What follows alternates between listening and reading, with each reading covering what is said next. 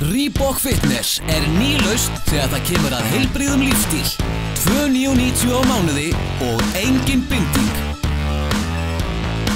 Skráðu þig strax á reebokfitness.is. Það verið þvílíkur lokasprettur. Já, vorum að spila rosalega dabran leik lengi vel. Haukarnir voru að spila hörku vörn, ítt okkur út úr öllu. Sókn í okkur vorum við ekki að spila saman og en sem betur fer, þá loksins fórum við að leggja okkur almennilega fram og gera þetta almennilega og bara frábært náttúrulega að vinna þennan leik því að við vorum undir mest allan tíman en þetta er bara 1-0, það er nóg eftir. Hvað sagðirðu við þér hérna fyrir fjórða leikluta þegar þú voru að tapa með 14 stigum?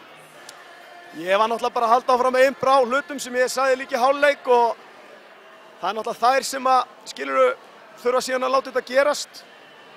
Þær sem inn á vellinu hverju sinni og þær gerðu það, skilur við, og frábær karakter að snúa þessu svona við og klára þetta hérna í restina, svona jafnan leik og bara stutt í næsta leik í Hafnarfirði og gott samt að vera búin að vinna fyrsta leikinn.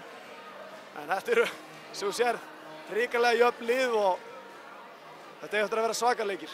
Eru það að fara að hafa þetta á breiddinni þar sem vantar nú meiddist 2 lykilmenn í Haukum í undanúrslitunum? Eru þið með betri breidd?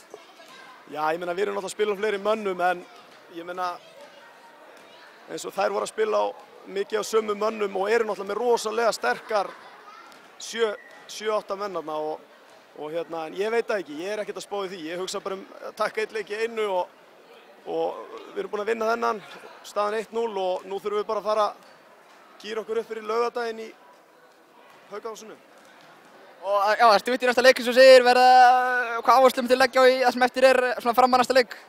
Við þurfum að laga ýmislegt og það er bara mjög margt sem að hefði mátt vera betra í þetta. Haukarnir voru, eins og ég sagði, voru að ýta okkur út úr hlutunum, langt út á völl og við vorum að leyfa þeim það. Við þurfum það má ekki gerast og þurfum að vera miklu ákveðnari og sterkari á móti þessu og við þurfum að fara yfir slatta hlutum og komum til með að gera það núna fram að þessum leik á laugardaginn og reyna að laga hluti sem að voru að en svo er náttúrulega bara eins og ég segi þær koma brjálaðar á laugardaginn ætla sér að jafna við og við ætlum okkur að reyna að koma þessu 2-0. Takk fyrir og ganga vel.